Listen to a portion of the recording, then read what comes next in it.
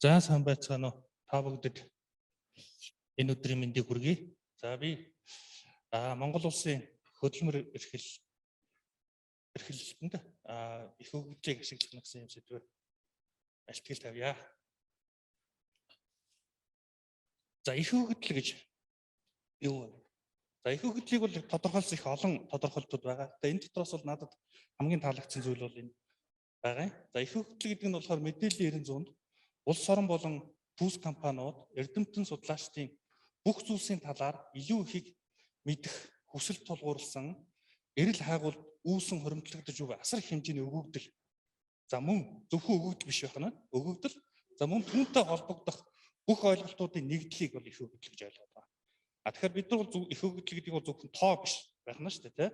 Энэ бол бас ойлголт, арга аргачлал бас мөн багтаахна гэж ойлгох нь. За их хөгжлийн одоо үндсэн зорилгын нэг бол шийдвэр гаргалтын оновчтой байдлыг нэмэгдүүлэхэд оршдог.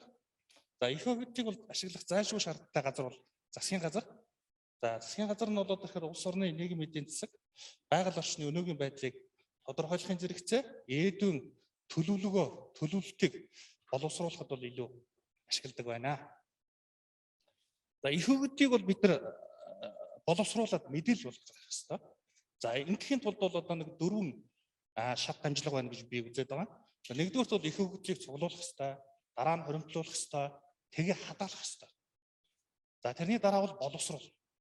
За тэгээд ирэхээр энэ бол юу болж хуурч байгаа гэхээр мэдээлэл болж хуурна. За энэ мэдээлэл дээр бол үндэслээд төрийн удирдлагын одоо шийдвэр гаргагч нар бол өөрийн шийдвэрийг гаргаж түүнийхээ оновчтой байдлыг дэвшүүлдэг ийм л арга замыг бол хэлээд байгаа. За их хөгжлийг бол одоо цуглуулж хуримтлуулахыг бол Монгол улсын үндэсний статистикийн хороо бол одоо байгаа өөрийн бүтэц, за түрүүнд амар бол даргын хэлсэн тэр юугаар сүлжээгээр дамжуулаад баг хорооноос эхлүүлээ сум хүртэл ингээд цуглуулж байгаа энэ сүлжээгээр дамжуулаад бол ямар ч байсан Монгол улсын хэмжээнд бол энэ их хөгжлийг бол хөндлүүлж цуглуулж чадаж байна. За дараа нь бол хадгалах хэрэгтэй. За хадгална гэдэг бол зөвхөн ердийн одоо файл дээр хадгалаад байх тухай биш. Энд хамгийн гол асуудал бол тэгэхээр мэдээллийн аюулгүй байдал нууцлах асуудал. Бид нар энэ цахим шилжилт гэдээ яриад байна те. Тэгвэл одоо бид нар энэ цахим маягаар одоо бүх их өгөгдөл мэдээллүүдээр цуглуулад авчдаг. Тэгэхээр энэний бол одоо аюулгүй байдал нууцлах асуудлыг бол энэ түрүүнд хангахгүй бол нэг л одоо асуудлаар хамаг юм алдах одоо тийм боломжтой байгаа учраас энэ дэр бол нэлээд анхаарах хэрэгтэй. За дараагийн нэг асуудал болоод ирэхээр боловсруулах. За их хөгжлийг боловсруулж чадах юм бол төрийн шийдвэр гаргалтыг дэмжих. За түүний одоо шинжилгээ ухааны үндэслэл, нотлогоо, за тухайн зүйлийнх нь ийм хэрэгслэл болно гэж үзээд байгаа. За би бол илүү энэ их хөгжлийг яаж боловсруулж төрийн шийдвэр гаргалтанд хэрхэн яаж ашиглаж боломжтой вэ гэдэг талаас ярья. За бид нар Монгол улсын хөдөлмөр эрхлэлтийн системийн динамик гэдэг загварыг боловсруулсан. За энэ боловсруулах явцдаа болоод тэгэхээр Монгол улсын нийгмийн эдийн засгийн маш их хөгжилтэй ашигласан. За тэгээд энэ их хөгжилтээр ажиллаад одоо бид нар энд юу хийсэн бэ гэхээр өнөөгийн байдалд нь бол үнэлт төгөлд өгсөн. За мөн ирээдүйн чиг хандлагуудыг тодорхойлсон. 30 он хүртэл ямар чиг хандлага ажиглагдаж байгаа юм бэ гэдгийг тодорхойлсон. За дараа нь болоод ирэхээр зарим нэг бодлого шийдвэрийн үр дүнг урьдчилан тооцоолохыг оролцсон. За өөрөөр хэлбэл хөдөлмөр эрхлэлтийн их хөгжлийг боловсруулж удирдлагын шийдвэр гаргалтыг хэрхэн дэмжих боломжтой тухай би өнөөдөр ярих гэдэг байгаа юм. За энэ нийгмийн эдийн засгийн одоо энэ асар их өгөгдөлтэй ажиллаж явах явц донд бол одоо асар олон одоо сонирхолтой үр дүнгууд гарсан. Энийхэн талаар би хуваалцъя. За мэдээллийг бол бид нар 4 их усраас авсан. За нэгдүгürt бол үндэсний статистикийн хорооны 12 сайт байгаа. За тэрний дараа бол хөдөлмөр нийгмийн хамгааллын яамнаас гаргаж өгсөн дата өгөгдлүүдийг дээр ажилласан. За мөн одоо нийгмийн даатгалын ерөнхий газарт байгаа асар том датанууд дээр ажилласан. Жишээлбэл одоо энэ нийгмийн даатгалын ерөнхий газар дээр бид нар цалин хөлсний бодлого, за мэрэгжил, ажиллах хүчний тоо, ямар хүмүүс нь хичнээн хэмжээний цалин авч байгаа, хөдөлмөрийн хөлсний доод хэмжээгээр цалинж байгааны дугайн дундад цалин гэх мэт асар олон мэдээллүүдийг авсан. За мөн нийгмийн хамгаалал хөдөлмөрийн судалгааны институт байгаа. Энэ судалгааны институтийн хийсэн судалгаануудыг маш их ашигласан. Энэ институтийн хийсэн жишээлбэл тэтгэврийн судалгаанууд байгаа юм. Гэх мэтлэн ийм судалгаанууд дээр ашиглаад бид нар энэ Монгол улсын хөдөлмөр эрхлэлтийн загварыг бол боловсруулсан. За би энэ нийгмийн чиг хандлага дээрээс гарсан зарим үр дүнгуудээс хуваалцъя. Жишээлбэл бид хэдийн судалгаан дээрээс ингээ харах юм бол одоо Монгол улсын хэмжээнд бол дундаж насл нэмэгдэж байгаа. Дундаж насл. За яг одоогийн байдлаар бол тэгэхээр нэг 71 орчим дундаж наслт бол Монгол улсын хэмжээнд бол 70.7 гэсэн тоо байгаа. За энэ дундаж наслт тэгвэл одоо 30 онд ямар болох юм бэ гэдэг тооцоолол хийсэн. 30 онд энэ тооцоолол хийхэд бол нэг 75 орчим настай болно гэж. За тэгвэл энэ дундаж наслт нэмэгдснээр биднэрт ямар одоо сөрөг нөлөө гарч ирэх юм бэ гэхээр 65 болон түүнээс дээш насныхны эзлэх хувь нэмэгдчихэж байна. За та бүгдэд харахад бол энд график байж байна. Жишээлбэл 2000 оны үед бол одоо 65 ба түүнээс дээш насныхан болоод ирэхээр нэг Монгол улсын нийт хүн амын нэг 4% эзэлж ирсэн. Тэгвэл 30 онд болоод ирэхээр энэ хувь нэмэгдээд 7%. За ингэснээр ямар сөрөг үр дүн үүсээд байна гэхээр бусаж эргээд нөгөө нийгмийн даатгалын сангийн маань орлого зарлага нөлөөлнө. Өөрөөр бол одоо нийгмийн даатгалын сангийн орлого нь багасаад зарлага нь бол одоо хэтрээ яваад өчгнө шүү дээ. Тийм учраас одоо төр энэ өгөгдөл дээр тулгуурлаад өөрийнхөө шийдвэрийг гаргах хэрэгтэй. Өөрөөр ямар шийдвэр гаргах хэрэгтэй гэхээр тэтгэврт гаргах насыг одоо үе шаттай хойшлуулдаг ч юм уу те ийм арга хэмжээнүүдэд авах ёстой гэж би эндээс бол дүгнээд байна. За тэрний дараагийн бас нэг юу бол төрөх нас хойшлуулалт.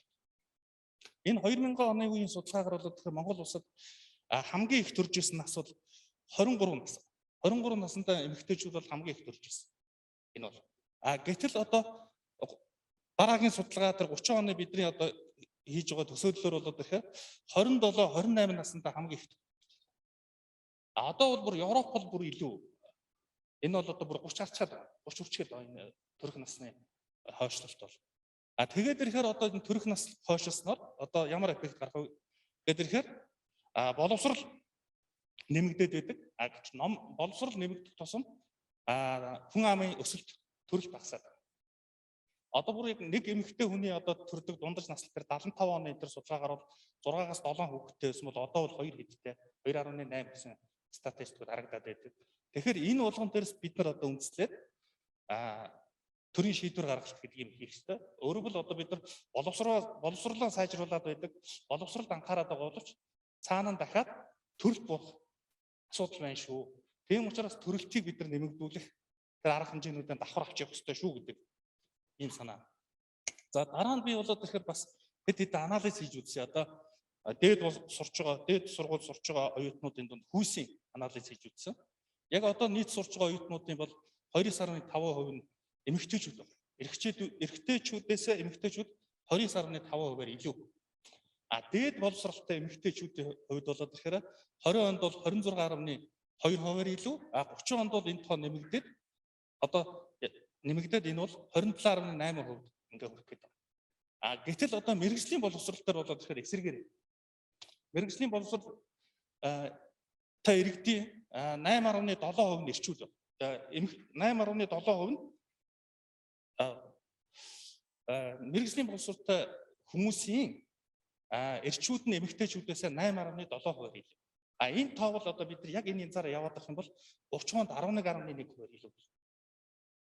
Тэгэхээр бид нар одоо дээд боловсрал дээр одоо хүйсийн харьцаа, мэргэжлийн боловсрал дээр хүйсийн харьцаа гэдэг юм бас анхаарах бол яванд одоо эмэгтэйчүүдэн дээд боловсрал эзэмшээд эрчүүд маань одоо мэргэжлийн боловсралтай иймэрхүү түвшин рүү очих гээд байна. Тэгэхээр энэ алийг хангах хэрэгтэй шүү гэдэг юм харуулах гээд байгаа. За дээрэс нь мэдээж энэ дундаж настай эрчүүдийн дундаж наслт бол одоо нэг 66, эмэгтэйчүүд 76, энэ хоёрын хоорондын зэрэг бол нэг 9-10 нас байгаа.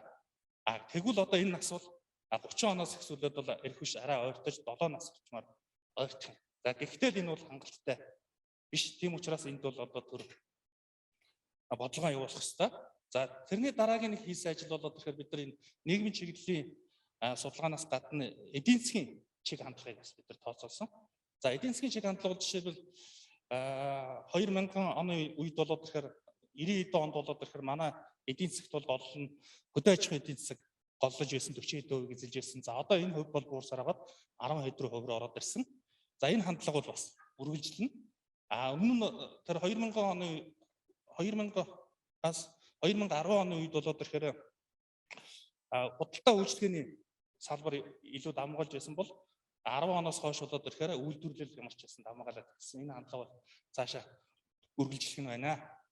За Монгол улсын нэг хүнд оногдох дотоодын нийт бүтээгдэхүүн бол одоогийн байдлаар нэг 12 сая төгрөг байгаа бол нэг 30 онд бол тухайн оны үнээр 24 сая төгрөг болно гэсэн ийм тооцоо бид нар хийсэн. За дараагийн нэг энэ хөдөлмөр хэрэгтийг бодож явах явцад бол бид нар Монгол улсад одоо хэрэгжиж байгаа энэ томоохон төсөл хөтөлбөрүүд маань энэ Монгол улсын хөдөлмөр эрхлэлтэнд яаж нөлөөлөх вэ гэдэг тооцоолох хандлагыг бол хийсэн. За жишээлбэл энд би зөвхөн газрын тос боловсруулах үйлдвэрийг авсан байна. Оюутлахын далдуурхай, янз бүрийн төмөр замууд, за мөн адилхан эрчим хүчний одоо том төслүүд явагдана гэж байгаа. Энэ болгон маань одоо Монгол улсын хөдөлмөр эрхлэлтийг бол одоо яаж өөрчлөх, хөдөлмөрийн чиг баримжааг яаж өөрчлөх юм бэ гэдэг тооцоолол хийсэн.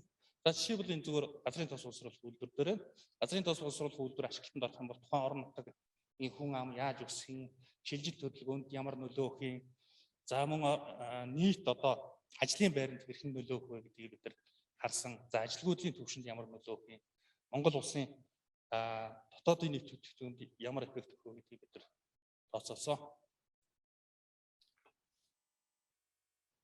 Жишээлбэл за дараагийн нэг хийсэн ажил болоод тэгэхээр бид нар хөдөлмөрийн зах зээлийн эрэлт нийлүүлэлтийг загварчлах гэж оролцсон.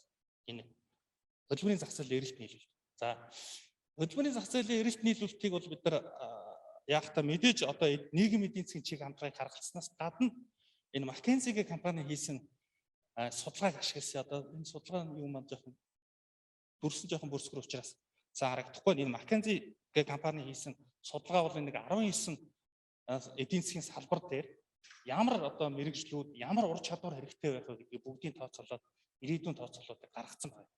Жишээлбэл одоо хөдөө аж ахуйн салбарт биеийн хүчний ажил ямар хэмжээтэй байх юм, дата боловсруулагч нь ямар байх юм, зөөлөн ур чадвартай улсууд нь ямар байх юм гэдгийг ингээ бүгдийг ингээ гаргасан ийм судалгаа байгаа. Энэ судалгаан дээр бид нар Монгол улсын ирээдүйн чиг хандлагыг бас судалгаан дээр үндэслээд ингээд цаашаа тооцоолсон. Жишээлбэл одоо банк санхүү даатгалын салбар дээр жишээ аваад үзэхэд бол хэрэгцээт мэрэгжлүүд гэвэл одоо програм хөгжүүлэгч хэрэгтэй гэж байна. Харилцагч үйлчлэгээний мэрэгжилт хэрэгтэй болно. Хүний нөөц зээлийн ажилт хэрэгтэй болох юм бол одоо хэрэгцээ буух одоо мэрэгчлүүд гэвэл тооцооны хэмжээ хэрэггүй болно гэж үзэж байна. За тейлер одоо банкны тейлерүүд хэрэггүй болно гэж үзэж байна. Даатгалын мэрэгжилтэн, компьютерийн сүлжээний мэрэгжилтэн гэмчлэн гэдэг. Энэ бол ерөөсөө 19-20 ийм салбар дээр ингээд гаргачихсан. За мөн одоо би та бүгд сая хэлсэн ур чадварууд дээр гаргасан. Хүний ямар ур чадварууд, ямар салбарт хэрэгтэй болох вэ? Аль ур чадвар бас хэрэггүй болох вэ гэдгийг байгаа. Энэ тооцоон дээр бид нар үндэслэсэн. За дараагийн нэг асуудал болоод тэгэхээр хөдөлмөрийн зах зээл дээр болоод тэгэхээр ямар мэрэгжил илүүдэлтэй байгаа юм бэ? Ямар мэрэгжил дутагдaltaй байгаа юм бэ? За үүнээс одоо жишээлбэл дээд боловсролтой нь илүү байгаа мó, мэрэгжлийн боловсролтой нь дутуу байгаа мó гэдгийг гаргахыг зорьсон. За жишээл хамгийн ихний фактор юу вэ гэдэг тэгэхээр одоо эрэлт нийлүүлэлтийн харьцаа байгаад байна. За манайх бол одоо ер нь бол эрэлт бол одоо үргэлж өндөр явсан. Гэвтэл одоо энэ ковид сар тахлын нөлөөгөөс болоод 20-оос 24-5 оны хооронд бол энэ эрэлт бол жоохон нийлүүлэлттэйгээ ойролцоо байх ийм дүр төрх харагдаад байгаа. За тэрний дараагийн нэг асуудал болоод тэгэхээр мэрэгжлэр нь би авч үзсэн. За ихтэй сургуулийн 20 төгсөж байгаа 25 мэрэгжил, Месүти 87 мэрэгжил. За энэ болоод тэгэхээр зөвхөн энэ ихтэй сургууль төгсөж байгаагаар бас биш юм.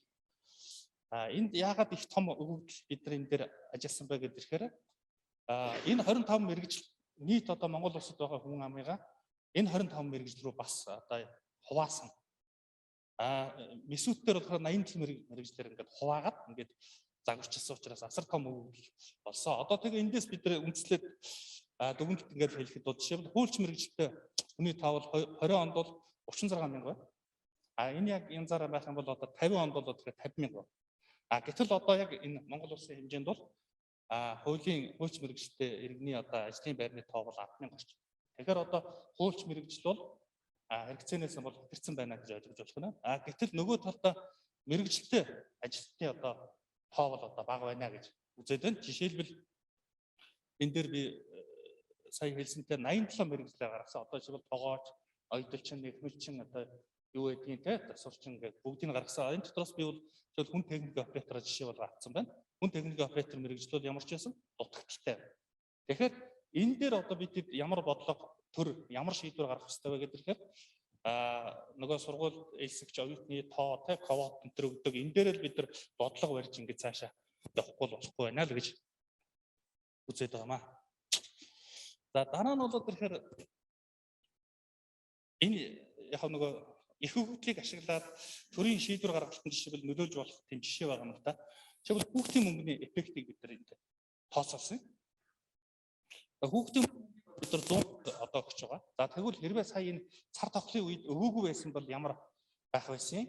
За энэ мөнгийг одоо цааш нь үргэлжлүүлээд өгөөд байх юм бол ямар эффект өгөх вэ гэдгийг бид нар энэ дээр тооцоолсон. За хүүхдийн 100 мянган төгрөгийг одоо бид нар өгснөөр бол ядуурлын Монгол улсын ядуурлын төвшинг бол ямар ч байсан 5 пункт орчмоор өсгөлгүйгээр барьж тогтворжуулж чадсан байна гэсэн дүн юу гарсан байгаа юм. Тэгэхээр энэ хүүхдийн мөнгө бол ямар ч байсан энэ цар тахлын үед бол хэрэг болсон гэдэг нь бол эндээс харагдсан. За хэрвээ энэ мөнгийг одоо энэ бол нөгөө тодорхой хэмжээнд нөгөө 7 сарын 1 хүртэл өгнө гэж байсан шүү дээ тий. Тэр үед бол бид нар тооцоолсон. За тэгвэл энэ хүүхдийн мөнгийг цаашаага 30 он дуустал өгүүл яах юм бэ гэдэг прогноз хийж үзсэн. Тэгэх юм бол харин эсрэг одоо нөлөө үзүүлж байгаа. Өөрөөр бол хөдөлмөр эрхлэлтийг бол ямар ч байсан муутгана гэсэн юм баримжаа гарч байгаа. За ингээд улсын төсөвт бол жишээлбэл хүүхдийн мөнгийг 100 мянгаар өргөжлүүлээ олгоод байх юм бол жилд бол одоо 1.4-өөс 1.5 их найд төгрөг бол хэрэгтэй болно. 30 оноос бол 1.6-7 их найд болох нэ гэдэг ийм прогноз гарсан. За ингээд анхаарал тавьсан та бүхэнд баярлалаа.